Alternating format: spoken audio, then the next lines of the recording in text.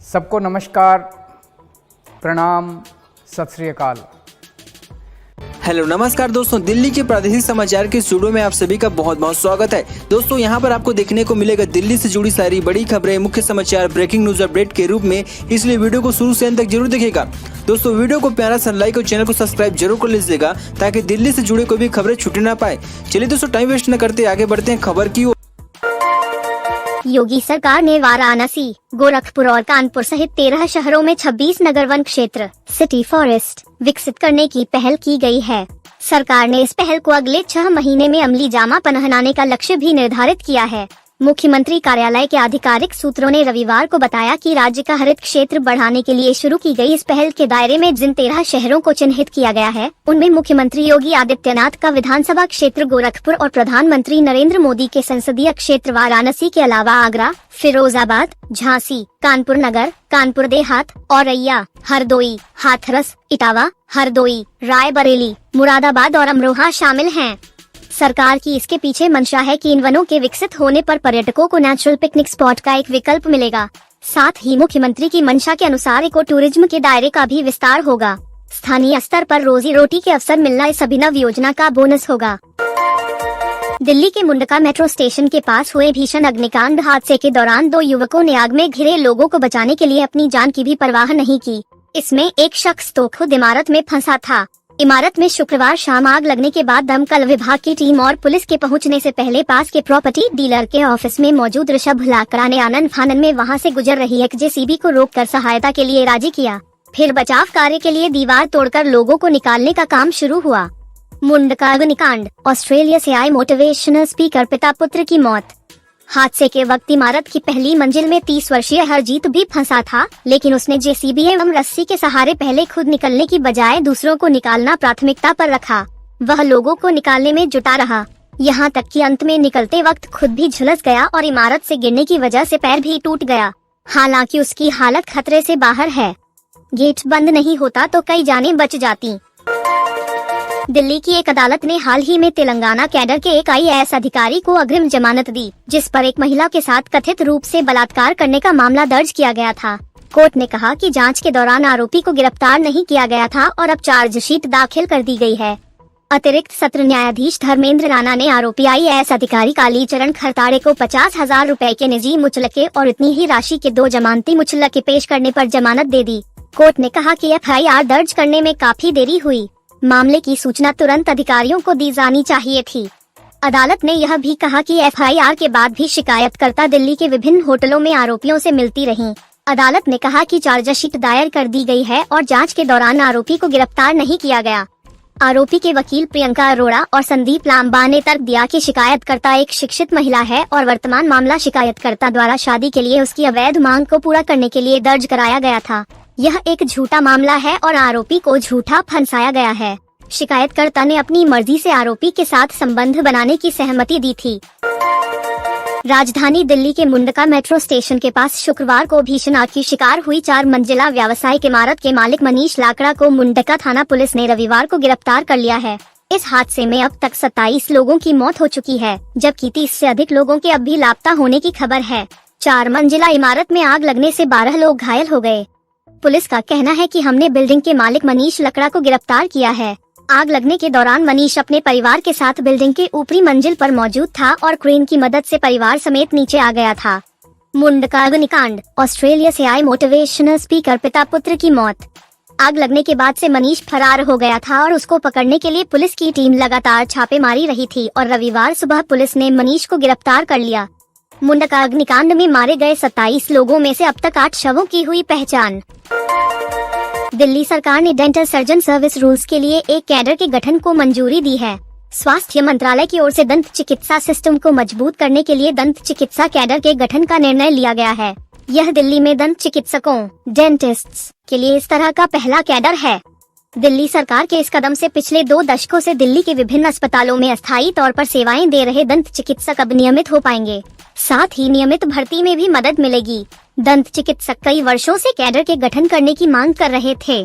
सर्जनों की भर्ती के करीब 23 वर्षों के बाद डेंटल कैडर नियमों को अधिसूचित किया गया है। ये दंत चिकित्सक साल 1998 में अस्थायी तौर पर नियुक्त किए गए थे। तब से विभिन्न अस्पतालों में सेवाएं दे रहे थे। डेंटल सर्जन कैडर के गठन के लिए दंत चिकित्सकों के प्रतिनिधि मंडल ने कई बार आवाज उठाई, लेकिन हर बार हताशा ही हाथ लगी। साल 2018 में स्वास्थ्य मंत्री ने दंत स्वास्थ्य सेवाओं को मजबूत करने के लिए एक समिति बनाने का निर्देश दिया।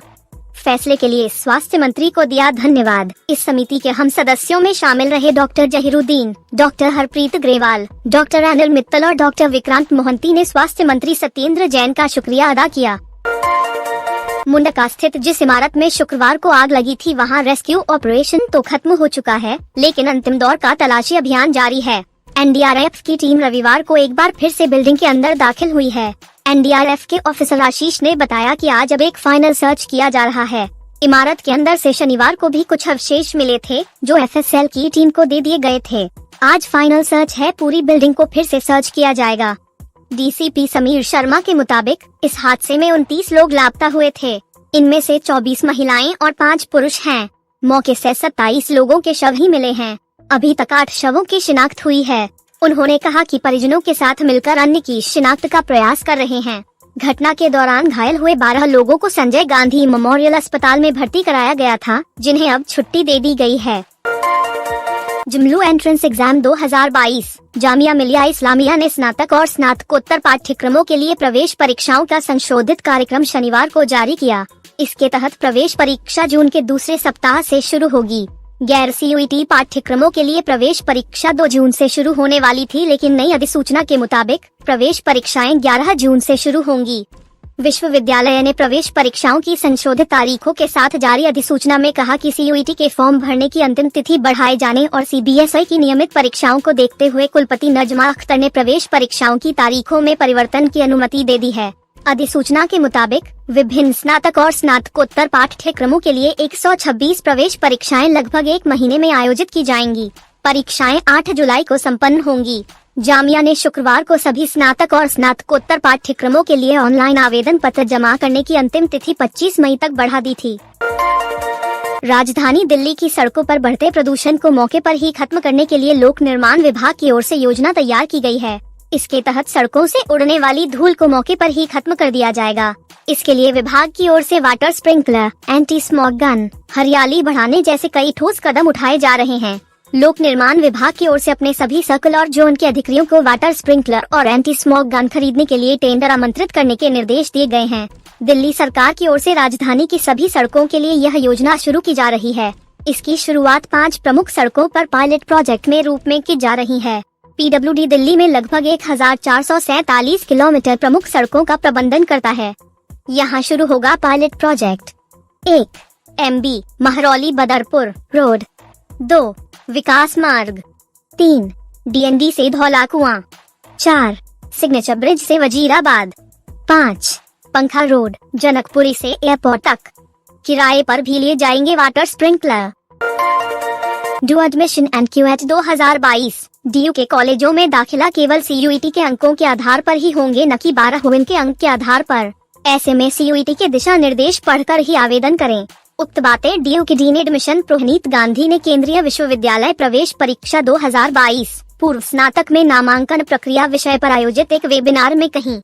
उन्होंने बताया कि परीक्षा में सवाल विषय विशिष्ट पेपर, भाषा के पेपर और सामान्य टेस्ट से होंगे। प्रवेश के इच्छुक विद्यार्थी अधिक जानकारी के लिए www.admission.ok.ac.in वेबसाइट, सूचना बुलेटिन, इन्फोग्राफिक्स आदि का उपयोग कर सकते हैं। डू क्यूएट 2022 के लिए दिशा निर्देश।